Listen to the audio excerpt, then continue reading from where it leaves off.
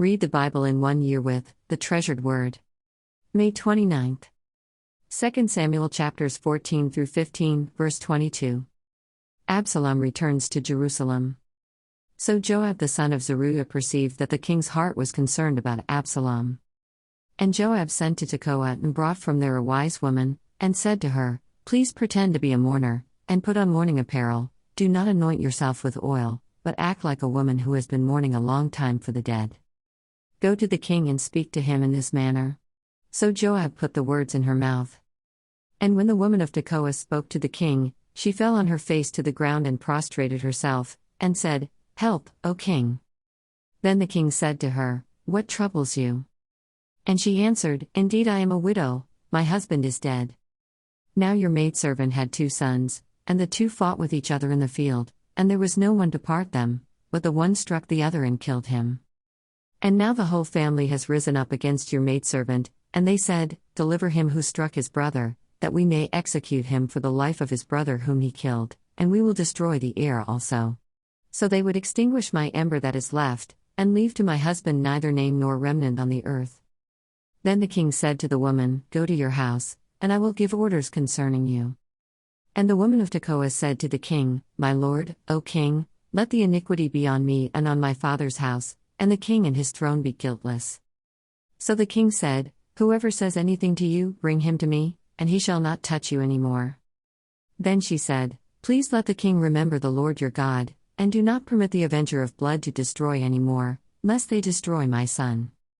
And he said, "As the Lord lives, not one hair of your son shall fall to the ground." Therefore the woman said, "Please, let your maidservant speak another word to my lord the king." And he said, "Say on." So the woman said, "Why then have you schemed such a thing against the people of God? For the king speaks this thing as one who is guilty, in that the king does not bring his banished one home again. For we will surely die and become like water spilled on the ground, which cannot be gathered up again. Yet God does not take away a life, but he devises means, so that his banished ones are not expelled from him. Now therefore, I have come to speak of this thing to my lord the king because the people have made me afraid." And your maidservant said, "I will now speak to the king, it may be that the king will perform the request of his maidservant. For the king will hear and deliver his maidservant from the hand of the man who would destroy me and my son together from the inheritance of God." Your maidservant said, "The word of my lord the king will now be comforting, for as the angel of God, so is my lord the king in discerning good and evil. And may the Lord your God be with you." Then the king answered and said to the woman, "Please do not hide from me anything that I ask you." And the woman said, "Please, let my lord the king speak." So the king said, "Is the hand of Joab with you in all this?" And the woman answered and said, "As you live, my lord the king, no one can turn to the right hand or to the left from anything that my lord the king has spoken. For your servant Joab commanded me, and he put all these words in the mouth of your maidservant. To bring about this change of affairs your servant Joab has done this thing, but my lord is wise, according to the wisdom of the angel of God, to know everything that is in the earth." And the king said to Joab, "All right, I have granted this thing. Go therefore, bring back the young man Absalom." Then Joab fell to the ground on his face and bowed himself, and thanked the king. And Joab said, "Today your servant knows that I have found favor in your sight, my lord, O king, in that the king has fulfilled the request of his servant." So Joab arose and went to Geshur, and brought Absalom to Jerusalem. And the king said, "Let him return to his own house, but do not let him see my face." So Absalom returned to his own house, but did not see the king's face. David forgives Absalom. Now in all Israel there was no one who was praised as much as Absalom for his good looks. From the sole of his foot to the crown of his head there was no blemish in him. And when he cut the hair of his head, at the end of every year he cut it because it was heavy on him. When he cut it, he weighed the hair of his head at 200 shekels according to the king's standard. To Absalom were born 3 sons, and 1 daughter whose name was Tamar. She was a woman of beautiful appearance. And Absalom dwelt 2 full years in Jerusalem, but did not see the king's face. Therefore Absalom sent for Joab, to send him to the king, but he would not come to him. And when he sent again the second time, he would not come. So he said to his servants, "See, Joab's field is near mine, and he has barley there. Go and set it on fire." And Absalom's servants set the field on fire. Then Joab arose and came to Absalom's house, and said to him, "Why have your servants set my field on fire?" And Absalom answered Joab, "Look, I sent to you, saying, 'Come here, so that I may send you to the king, to say, Why have I come from Geshur? It would be better for me to be there still. Now therefore, let me see the king's face, but if there is iniquity in me, let him execute me.'" So Joab went to the king and told him. And when he had called for Absalom, he came to the king and bowed himself on his face to the ground before the king. Then the king kissed Absalom. Absalom's treason. After this it happened that Absalom provided himself with chariots and horses, and 50 men to run before him. Now Absalom would rise early and stand beside the way to the gate.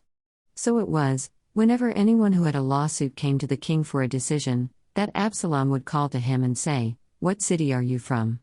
And he would say, "Your servant is from such and such a tribe of Israel." Then Absalom would say to him, "Look, your case is good and right, but there is no deputy of the king to hear you." Moreover, Absalom would say, "Oh, that I were made judge in the land, and everyone who has any suit or cause would come to me, then I would give him justice." And so it was, whenever anyone came near to bow down to him, that he would put out his hand and take him and kiss him. In this manner Absalom acted toward all Israel who came to the king for judgment. So Absalom stole the hearts of the men of Israel. Now it came to pass after 40 years that Absalom said to the king, "Please, let me go to Hebron and pay the vow which I made to the Lord. For your servant took a vow while I dwelt at Geshur in Syria, saying, 'If the Lord indeed brings me back to Jerusalem, then I will serve the Lord.'" And the king said to him, "Go in peace." So he arose and went to Hebron. Then Absalom sent spies throughout all the tribes of Israel, saying, "As soon as you hear the sound of the trumpet, then you shall say, Absalom reigns in Hebron." And with Absalom went 200 men invited from Jerusalem, and they went along innocently and did not know anything. Then Absalom sent for Ahithophel the Gilonite, David's counselor, from his city, from Gilo, while he offered sacrifices. And the conspiracy grew strong, for the people with Absalom continually increased in number. David escapes from Jerusalem. Now a messenger came to David, saying, "The hearts of the men of Israel are with Absalom." So David said to all his servants who were with him at Jerusalem, "Arise, and let us flee, or we shall not escape from Absalom. Make haste to depart, lest he overtake us suddenly and bring disaster upon us, and strike the city with the edge of the sword." And the king's servants said to the king, "We are your servants, ready to do whatever my lord the king commands." Then the king went out with all his household after him. But the king left 10 women, concubines, to keep the house. And the king went out with all the people after him, and stopped at the outskirts. Then all his servants passed before him, and all the Kerethites, all the Pelethites, and all the Gittites, 600 men who had followed him from Gath, passed before the king. Then the king said to Ittai the Gittite, "Why are you also going with us? Return and remain with the king. For you are a foreigner and also an exile from your own place. In fact, you came only yesterday. Should I make you wander up and down with us today, since I go I know not where? Return, and take your brethren back. Mercy and truth be with you." But Ittai answered the king and said, "As the Lord lives, and as my lord the king lives, surely in whatever place my lord the king shall be, whether in death or life, even there also your servant will be." So David said to Ittai, "Go and cross over." Then Ittai the Gittite and all his men and all the little ones who were with him crossed over. John chapter 18, verses 1 through 24. Betrayal and arrest in Gethsemane. When Jesus had spoken these words, he went out with his disciples over the brook Kidron, where there was a garden, which he and his disciples entered. And Judas, who betrayed him, also knew the place, for Jesus often met there with his disciples. Then Judas, having received a detachment of troops and officers from the chief priests and Pharisees, came there with lanterns, torches, and weapons. Jesus therefore, knowing all things that would come upon him, went forward and said to them, "Whom are you seeking?" They answered him, "Jesus of Nazareth." Jesus said to them, "I am he." And Judas, who betrayed him, also stood with them. 6 Now when he said to them, "I am he," they drew back and fell to the ground. Then he asked them again, "Whom are you seeking?" And they said, "Jesus of Nazareth." Jesus answered, "I have told you that I am he. Therefore, if you seek me, Let these go their way. That the saying might be fulfilled which he spoke, Of those whom you gave me I have lost none. Then Simon Peter, having a sword, drew it and struck the high priest's servant, and cut off his right ear. The servant's name was Malchus. So Jesus said to Peter, Put your sword into the sheath. Shall I not drink the cup which my Father has given me? Before the high priest. Then the detachment of troops and the captain and the officers of the Jews arrested Jesus and bound him.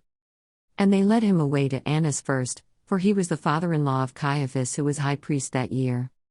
Now it was Caiaphas who advised the Jews that it was expedient that one man should die for the people.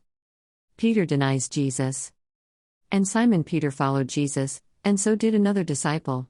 Now that disciple was known to the high priest, and went with Jesus into the courtyard of the high priest. But Peter stood at the door outside.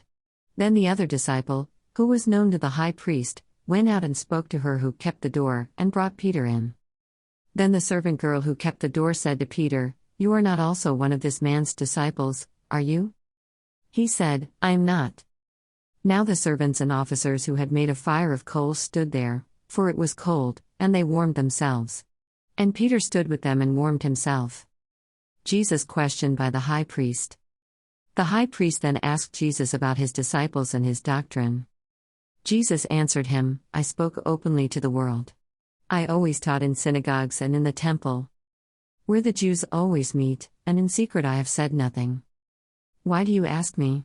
Ask those who have heard me what I said to them.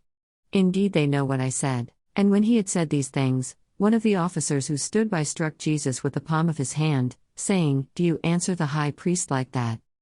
Jesus answered him, If I have spoken evil, bear witness of the evil, but if well, why do you strike me? Then Annas sent him bound to Caiaphas the high priest. Psalm chapter 119, verses 97 through 112. Mem. Oh, how I love your law! It is my meditation all the day. You, through your commandments, make me wiser than my enemies, for they are ever with me. I have more understanding than all my teachers, for your testimonies are my meditation. I understand more than the ancients, because I keep your precepts. I have restrained my feet from every evil way, that I may keep your word. I have not departed from your judgments, for you yourself have taught me. How sweet are your words to my taste, sweeter than honey to my mouth. Through your precepts I get understanding, therefore I hate every false way. None. Your word is a lamp to my feet and a light to my path. I have sworn and confirmed that I will keep your righteous judgments. I am afflicted very much. Revive me, O Lord, according to your word. Accept, I pray, the freewill offerings of my mouth, O Lord, and teach me your judgments. My life is continually in my hand, yet I do not forget your law. The wicked have laid a snare for me, yet I have not strayed from your precepts. Your testimonies I have taken as a heritage forever, for they are the rejoicing of my heart. I have inclined my heart to perform your statutes forever, to the very end. Proverbs chapter 16, verses 8 and 9. Better is a little with righteousness, than vast revenues without justice. A man's heart plans his way, but the Lord directs his steps. Thanks for reading along with The Treasured Word. See you tomorrow.